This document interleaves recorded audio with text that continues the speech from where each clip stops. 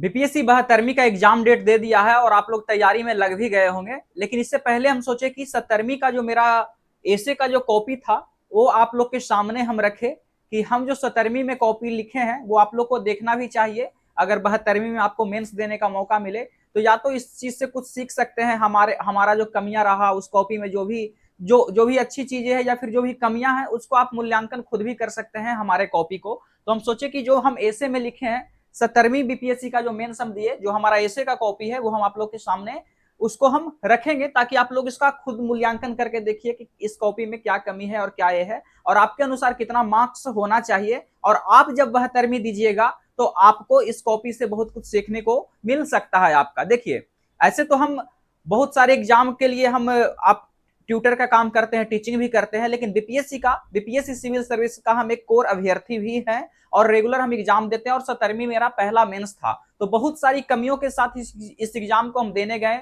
कोई अनुभव नहीं था उसके बावजूद इस एग्जाम को हम दिए और मेरा पहला मेंस था। तो पहले मेंस का हिसाब से बहुत सारे लोगों का 72वीं पहला मेंस होगा। तो मेरा ये ऑनेस्ट रिव्यू रहेगा इस पेपर को लेकर के, इस ऐसे को लेकर के जो भी हम चीजें इस वीडियो में जिक्र करेंगे वो बिल्कुल मेरा एक ऑनेस्ट रिव्यू रहेगा ताकि जो भी फ्रेशर स्टूडेंट हैं जो कि बहुत सारे चीज रहता है जब नया तैयारी में आते हैं, पहला मेंस होता है तो इतना सारा कंफ्यूजन होता है, कोचिंग नोट्स ए वो बहुत सारा चीज रहता है। तो हम ये सारे चीजों पर बात करेंगे। पहले हम अपना मेंस का कॉपी आपका 70वीं का दिखाते हैं और वो देखिए आप। उससे पहले हम अपना मार्कशीट आप लोग से शेयर कर सकते हैं कि मेरा मार्कशीट जो 70वीं का था और कितना मेरा एसे में मार्क्स मिला था। तो एसे में मेरा मार्क्स जो मिला था वो 155 मिला था। जो हिंदी मीडियम के स्टूडेंट का एवरेज मार्क्स यही आपका रहा है 150, 155, 160 यही आपका रहा है। तो 155 हमें दिया गया। ये मेरा पहला मेंस था। जीएस 1 में 145 और जीएस 2 में 110। इस एग्जाम को देने गए तो हम इस ए से नहीं कि असंतुष्ट हैं या फिर संतुष्ट है, जो बहुत सारे कमियों के साथ हम एग्जाम देने गए थे। जीएस 2 की मेरी पूरा प्रिपरेशन नहीं था, एसे का भी पूरा प्रिपरेशन नहीं था, इस एग्जाम को हम देने फिर भी गए आपका। तो ये मेरा मार्क्स रहा है और जो भी कमियां हैं हमें उम्मीद है कि 72वीं में हम सुधारेंगे अपनी कमियों को और आप भी इस चीज को देखिए। तो हम आपके सामने एसे का कॉपी अपना रखते हैं आपका। देखिए ऐसे जो हम लिखे हैं वो ऐसे हम आपको पढ़ते जाते हैं। जो मेरा ऐसे का कॉपी है बहुत कुछ आपको इससे पता लगेगा कि देखिए कभी कभी क्या होता है ना कि आप इंतजार नहीं कीजिए कि आपको ठेस लगे तब आप वहां से उठिए। दूसरे के चोट से भी आपको सीखने की जरूरत है। दूसरा अगर कहीं पर उसको पत्थर अगर सामने आया है तो दूसरे की कमियों से आप सीखिए, ऐसा नहीं कि अपनी कमियों से आपको ही सीखना है। तो एक कॉपी आप देखिए, ये जो हम लिखे थे ये जो 4 ऐसे दिया हुआ था आपका, समकालीन वैश्विक परिप्रेक्ष्य में भारत की महत्ता, देश का विकास और सूचना प्रौद्योगिकी, पर्यावरण असंतुलन, हम इस पे लिखे थे आपका। इस पे हम लिखे थे ऐसे, पर्यावरण असंतुलन सृष्टि का विनाशक है, इसी पे हम ऐसे लिखे थे आपका। और पूरा हम आपको पढ़ेंगे और पूरा पढ़ करके आप बताइएगा कि इसमें क्या मूल्यांकन, क्या आकलन, आपका क्या आकलन इसमें रहा कि आपको 100 में से कितना आप हमें मार्क्स कीजिएगा, 100 में से कितना मार्क्स कीजिएगा आप बताइएगा हमें। देखिए क्या था हेडिंग आपका, पर्यावरण असंतुलन, पर्यावरण असंतुलन सृष्टि का विनाशक है, यही आपका ऐसे था, लिखना था कि पर्यावरण असंतुलन जो आपका है वो अभी सृष्टि का विनाशक है। तो हम क्या किए, शुरुआत सबसे इंपॉर्टेंट होता है। हम जो किए उस समय क्या था कि जब हम एग्जाम देने गए, एग्जाम जिस समय था मेंस का उसी से 1-2 महीना पहले पेपर में जोशीमठ की एक घटना हुई थी और जोशीमठ के जंगल में आग लगा था। तो वो मेरे दिमाग में था, तो हम शुरुआत ही वहां से किए, एक रिफरेंस दिए, पर्यावरण संबंधी रिफरेंस दिए कि हाल ही में उत्तराखंड के जोशीमठ के जंगलों में भयानक आग लग गई जिसके कारण कई जंगली जानवरों की मौत हो गई। कहा जाता है कि यह आग जंगल में अपने आप लग गया, कोई भी इंसान इस आग को नहीं लगाया। क्या यह कहना सही है या फिर उचित है? तो हम रेफरेंस जोशीमठ के घटना से एक ये कि जोशीमठ के घटना में जो जंगल में आग लगी है क्या इसका जिम्मेदार मानव है या नहीं है? लगा तो वहां जंगल में आग खुद ही है, लेकिन क्या इसका इंसान इसके लिए जिम्मेदार है या नहीं? यहीं पर फिर हम एक कोटेशन दिए, वो लिखने के मतलब रेफरेंस डालने के बाद वो करंट का रेफरेंस डाले, शुरुआत हम करंट का रेफरेंस से किए और फिर हम एक कोटेशन डाले कि जब हम प्रकृति से छेड़छाड़ करेंगे तो प्रकृति भी हमसे छेड़छाड़ करेगी। जब हम प्रकृति के साथ छेड़छाड़ करेंगे तो प्रकृति भी हमसे छेड़छाड़ करेगी। उसके बाद फिर हम इसका शुरुआत करते हैं कि यह आग प्रत्यक्ष रूप से तो इंसानों ने नहीं लगाया, लेकिन इस जंगल में आग लगने के पीछे का परोक्ष कारण तो इंसान ही है। परोक्ष मतलब अप्रत्यक्ष कारण, इसके पीछे का जो हिडन जो है वो इंसान ही है आपका। मानव जो है प्राचीन समय से ही अपने जीवन को सुगम करने, अपने जीवन को आसान करने की ओर अग्रसर रहा है। इस क्रम में कई खोज व आविष्कार करता रहा है। मेरे ऐसे में आपको एक चीज दिखाई देगा कि बहुत आसान भाषा लिखा हुआ है, क्योंकि हमारा मानना है कि आसान भाषा ही सही रहता है आपका। मानव का यही खोज व आविष्कार करने के लत या आदत ने मानव को मानव बनने ही नहीं दिया। मानव को जो आगे अपने अपने जीवन को जो सुगम करने की जो प्रवृत्ति रही है, वो मानव को मानव बनने ही नहीं दिया। मानव अपने विकास के क्रम में जो भी सामने आया उसे नष्ट करते चला गया, और आज भी हम वही काम कर रहे हैं। हम अपने जीवन को आसान बनाने के लिए सब कुछ को नष्ट करते जा रहे हैं। इंसानों को पता ही नहीं लगा कि दौड़ते दौड़ते कब प्रकृति से छेड़छाड़, अर्थात मानव को जिसने बनाया उसी से छेड़छाड़ प्रारंभ कर दिया। हम अपना मतलब इस दौड़ भाग के जिंदगी में हम उसी को बर्बाद करते जा रहे हैं जो हमें बनाया है। प्रकृति ही हमें बनाया है और आज प्रकृति के साथ ही हम छेड़छाड़ कर रहे हैं। पर्यावरण में मानव के इसी हस्तक्षेप के कारण संतुलित पर्यावरण आज असंतुलित हो गया। यहाँ पर आकर के हम असंतुलित, जो आपका क्वेश्चन था कि पर्यावरण असंतुलन जो है वो सृष्टि का विनाशक है, यहाँ पर हम लेकर के आए कि पर्यावरण में मानव के इसी हस्तक्षेप के कारण संतुलित पर्यावरण जो है आज असंतुलित हो गई। पर्यावरण को असंतुलित तो हमने कर दिया, लेकिन इसका परिणाम का अंदाजा लगाया ही नहीं। मानव ने कृषि की उत्पादकता, अब हम नेक्स्ट पैराग्राफ में क्या लिखे, मानव ने कृषि की उत्पादकता बढ़ाने के लिए, अब एक एक करके अलग अलग चीजों पर गए, अलग अलग फैक्टर पे गए, पहले कृषि पर आए कि मानव ने कृषि की उत्पादकता बढ़ाने के लिए उर्वरक निकाला। उत्पादकता तो बढ़ गई, उर्वरक जब निकाला गया तो उत्पादकता तो बढ़ गई, लेकिन इसके साथ साथ मृदा प्रदूषण, जल प्रदूषण, उर्वरक युक्त अनाज का सेवन भी मिला। जब हम खाद वगैरह डालना शुरू किए, उत्पादकता तो बढ़ गया, लेकिन उसके साथ साथ जल प्रदूषण, मृदा प्रदूषण और उर्वरक युक्त अनाज भी मिला। अंततः यह प्रदूषण वायु में मिला और पर्यावरण को प्रदूषित किया। शहरीकरण की बढ़ती दर निर्वनीकरण को बढ़ाया। शहरीकरण की जो बढ़ती दर है वो निर्वनीकरण को बढ़ाया, मतलब कहने का मतलब हुआ वनों की कटाई हम लोग शुरू कर दिए। आज जहां शहर है, कल वहां जंगल था, उस जंगल को काट करके ही शहर बनाया गया। जो जंगल CO2 को अवशोषित करती थी, अब वो जंगल ही नहीं रहा और पर्यावरण में CO2 की मात्रा बढ़ता गया। और पर्यावरण में CO2 की मात्रा क्या हो गया, बढ़ता गया। जो वैश्विक तापन के लिए जिम्मेदार है, जो वैश्विक तापन के लिए क्या है, ग्लोबल वार्मिंग के लिए जिम्मेदार है। वैश्विक तापन के लिए जिम्मेदार green house gases, methane, CO2, nitrous oxide, जलवाष्प आदि है। इसके बारे में बताएं कि मीथेन गैस आपका जो वैश्विक तापन है, ग्रीन हाउस गैस है, उसमें क्या क्या गैसेज होती है। कोयले के उपयोग ने बढ़ती गाड़ी मोटर उद्योगों का विस्तार जिससे निकलती जहरीली धुआं आदि सभी अंततः पर्यावरण में आकर मिल गई। जितना भी आपका प्रदूषित चीज है सबके सब पर्यावरण में आकर के मिल गया। विकसित बढ़ने के इस दौड़ में सभी देशों ने पर्यावरण के प्रति अपनी जिम्मेदारी भूल गई। विकासशील देश विकसित देशों पर आरोप लगाते हैं। जो विकासशील देश है, जैसे जो विकासशील देश है, जो नीचे का जो सारा देश है, साउथ, जिसको साउथ कंट्री कहते हैं, वो सारे देश विकसित देशों पर हमेशा आरोप लगाते रहे कि पर्यावरण को प्रदूषित करने के लिए मुख्य जिम्मेदार आप लोग हैं। क्योंकि जो देश विकसित हुआ है वहां इंडस्ट्री बहुत ज्यादा है, गाड़ी मोटर ज्यादा चल रही है, जंगलों को काटा है, वो क्या है, CO2 का इमिशन ज्यादा कर रहा है। पृथ्वी से, अब हम लोग पृथ्वी से मानव को मन नहीं भरा तो अंतरिक्ष को भी धीरे धीरे कचरा घर में बदलता जा रहा है। अब हम पृथ्वी से चले गए अंतरिक्ष में चले गए कि वहां भी कचरा भरते जा रहा है मानव। अनेकों अवशिष्ट उपग्रह पर्यावरण में तैर रहे हैं जो कचरा के भांति ही है। हम कोई सैटेलाइट भेजते हैं, वो सैटेलाइट खराब हो जाता है तो उसका मलबा तो अंतरिक्ष में ही पड़ा हुआ रहता है, तो वो भी एक कचरा ही है आपका। मानव ने पर्यावरण को असंतुलित तो कर दिया, जिसके कारण वैश्विक तापन, जलवायु परिवर्तन व विभिन्न प्रकार के प्रदूषण पूरे विश्व के सामने सबसे बड़ी चुनौती बनकर उभरी हुई है वर्तमान समय में।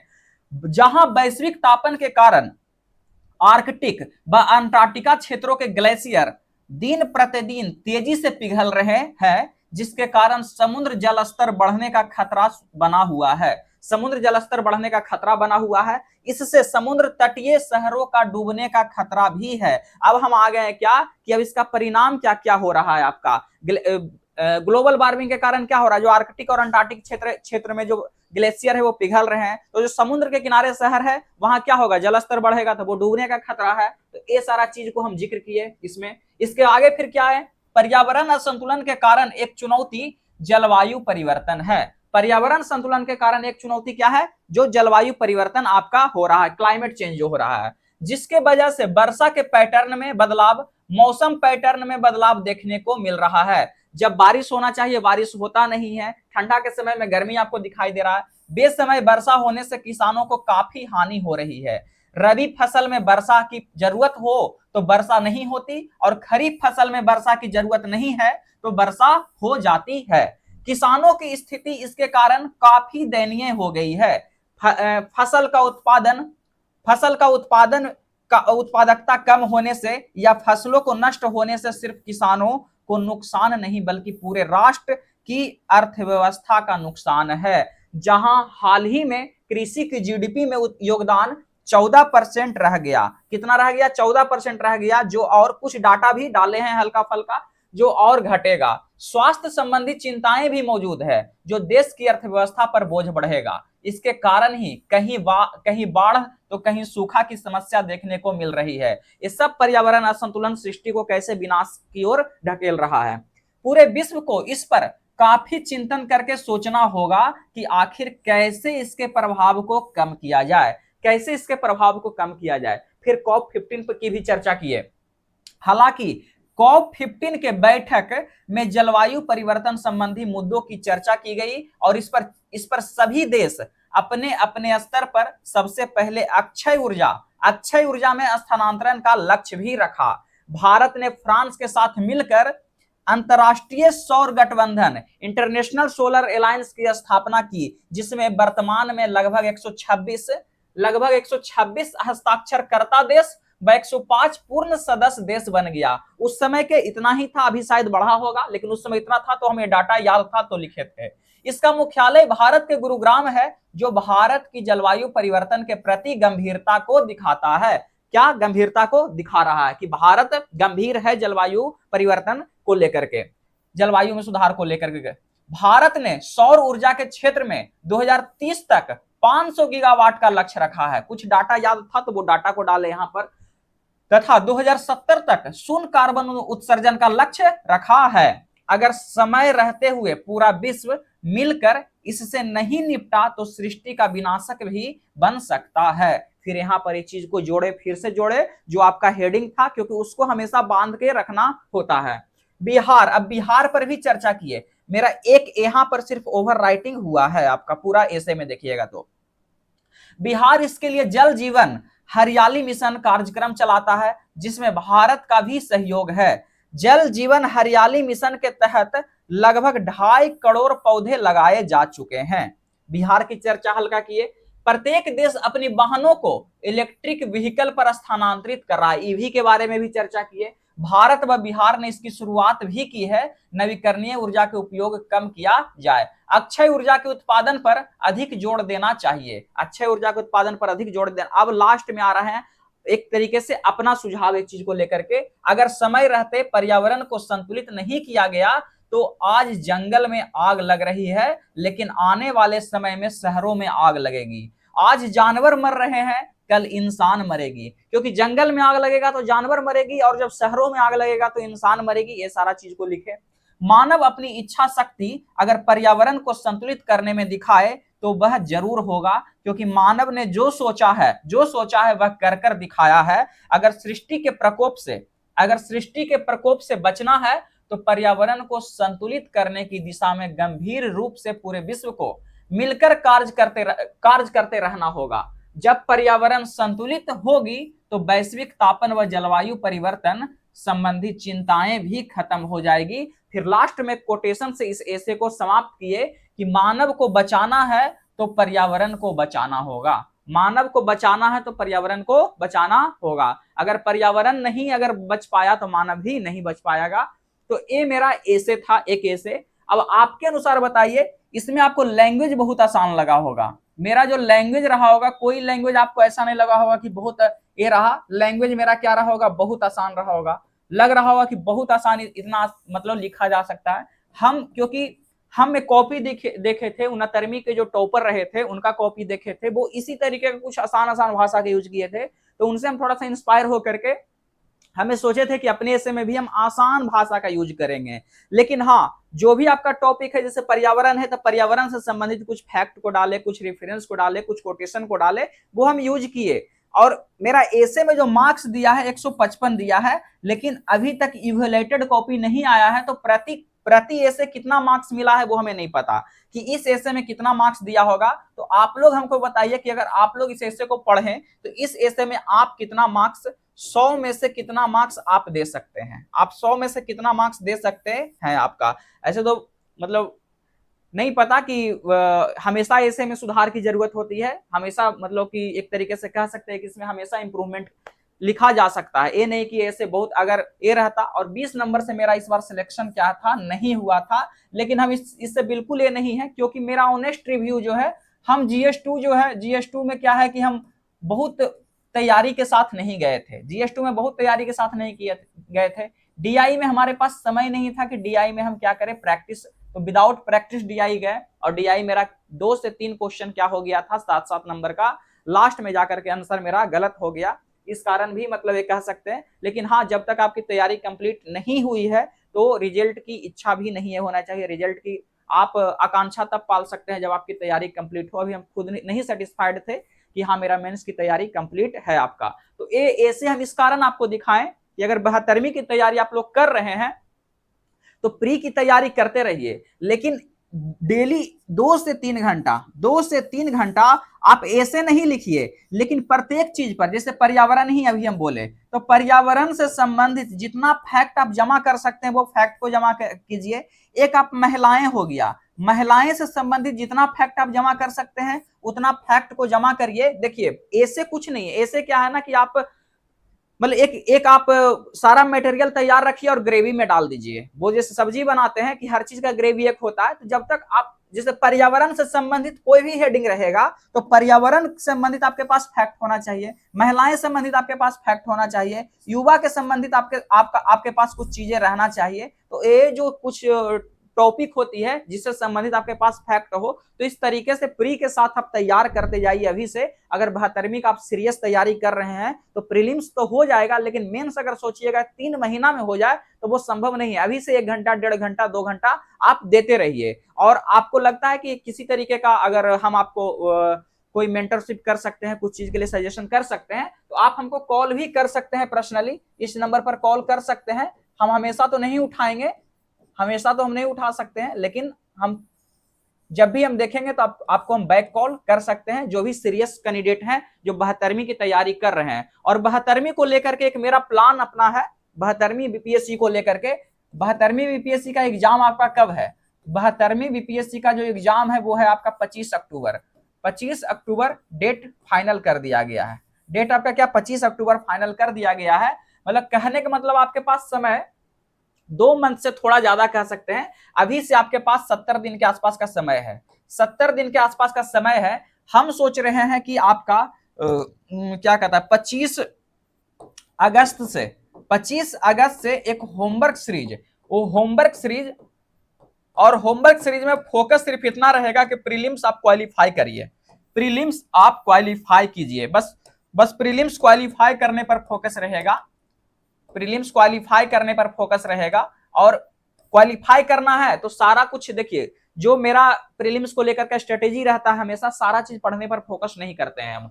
जो जो आपका 100% सिलेबस में आपका 70-80% सिलेबस पर फोकस करते हैं, क्योंकि कटअप जो हमेशा रहता है, लड़का का कटअप आपका 90 के आसपास और लड़की 80 के आसपास, जनरल की हम बात कर रहे हैं, और इसी का तैयारी आपको करना चाहिए। बॉयज है तो 90 और गर्ल्स है तो 80 की तैयारी आपको करनी चाहिए, चाहे किसी भी कैटेगरी में आप रहें, तो ये चीज का करिए। और जिसमें मेन रूप से मॉडर्न हिस्ट्री हो गया, मॉडर्न हिस्ट्री हो गया, साइंस हो गया, साइंस हो गया, करेंट हो गया, और बिहार स्पेशल हो गया, बिहार स्पेशल हो गया। इतना से ही मॉडर्न से ही आपको कम से कम 15 क्वेश्चन आसपास देखने मिल जाता है। साइंस से आपका 25 क्वेश्चन, करेंट से आपका 30 क्वेश्चन लमसम, और बिहार स्पेशल से 20 क्वेश्चन। अगर जोड़िएगा तो 25 15 40, 40 30 70 और 70 20 90, 90 क्वेश्चन आपको इतना से ही हो जाता है। पॉलिटी ज्योग्राफी आप उसको नॉर्मल आप पढ़ रहे हैं, यहाँ पर आप अच्छा प्रदर्शन कीजिए और यहाँ पर कोशिश कीजिए कि लगभग 80% क्वेश्चन को हम सही करें। 80% क्वेश्चन सही करें, मतलब सही हम टिक आउट करके वहां पर आए। 90 में से अगर 80% करते हैं तो 9 72, मतलब 72 क्वेश्चन। बाकी आप जो बाकी क्वेश्चन जो बचा है उसमें से आप 50% भी परफॉर्मेंस कर दीजिएगा, जहां पर आपको 10 क्वेश्चन मैथ है, जहां पर बहुत लोग मैथ को क्या 10 में 10 सही करके आते हैं। तो ये मेरा स्ट्रेटेजी है। अगर आप लोग होमवर्क सीरीज से, जो लोग चाहते हैं कि होमवर्क सीरीज स्टार्ट करें हम, और एकदम आपका एग्जाम ओरिएंटेड होमवर्क सीरीज, क्योंकि आपको पता है सेल्फ स्टडी से ही तैयारी होती है बीपीएससी का, कोई कोचिंग क्लास नहीं। हम कोचिंग क्लास के चक्कर में ही हम 17वीं बीपीएससी का मेंस मेरा जो है, हम लास्ट का 3 महीना समय फिर सेल्फ स्टडी पर दिए, और वही जो मेरा रहा है वो रहा है। उससे पहले हम एक कोचिंग, बहुत फेमस कोचिंग को ज्वाइन किए हुए थे, लेकिन वो मेरा 8 महीना का समय क्या कर दिया, बर्बाद कर दिया। 8 महीना में वो मात्र 20% सिलेबस को खत्म किया था। प्रीलिम्स से पहले ही हम मेंस का क्लास ज्वाइन कर लिए थे 17वीं में, लेकिन वो काफी फेमस कोचिंग है आपका, खास करके बीपीएससी में। और लेकिन वो क्या किया कि 17वीं प्री से पहले जो आपका पूरा मेंस खत्म होना चाहिए था, वो क्या किया, 20% सिलेबस मात्र खत्म किया। तो आप अगर बीपीएससी की तैयारी कर रहे हैं तो कोई कोचिंग और पे भरोसा मत कीजिए, सेल्फ स्टडी कीजिए। मेंटरशिप आप ले सकते हैं, जो अलग अलग लोग हैं जो सिलेक्ट हुए हैं, जो नहीं भी सिलेक्ट हुए हैं, जो जिस भी तरीके का अनुभव जिनसे मिलना हो, एक ग्रुप बनाइए अच्छे लड़के का और तैयारी कीजिए। बहुत ज्यादा मुश्किल नहीं है बीपीएससी, हमें ऐसा लगता है कि बहुत ज्यादा मुश्किल नहीं है। हमें ऐसा लगता है कि हम मेंस देने गए हैं 17वीं का, तो हम अपने 40% इफिशियंसी के साथ गए थे देने के लिए, और अगर 100% इफिशियंसी दे तो संभव है वो चीजें। अगर हम मेरे से संभव है तो आपसे भी संभव बिल्कुल होगा वो चीज का। पहले तो प्रीलिम्स है, और प्रीलिम्स के साथ अगर संभव है तो 1-2 घंटा आप मेंस को देते रहिए, अगर पूरा फोकस्ड है इस चीज को लेकर के। तो क्योंकि देखिए, हम तैयारी तो एसएमटीआरई का, आपका बिहार एसएससी का, आपका एडीओ का कराते हैं, लेकिन हम बीपीएससी सिविल सर्विस का हम एक कोर अभ्यर्थी हैं, तो शिक्षक और अभ्यर्थी दोनों भूमिका में हम वर्तमान समय में हैं। जो लोग भी हमसे जुड़ना चाहते हैं, और खास करके जो होमवर्क सीरीज से जो ये है इंटरेस्टेड है, तो आप लोग कमेंट बॉक्स में जरूर लिखिएगा होमवर्क सीरीज, और कमेंट में एक चीज और बताइएगा कि आपके अनुसार इस एसे में कितना मार्क्स आप दे सकते हैं। ठीक है, मिलते हैं नेक्स्ट वीडियो में एक और भी नए क्वेश्चन के साथ। अगर ऐसे आप लोग का डिमांड है GS1 GS2 या ऐसे का और दूसरा क्वेश्चन, तो हम वो आपको दिखाएंगे। ठीक है, थैंक यू सो मच।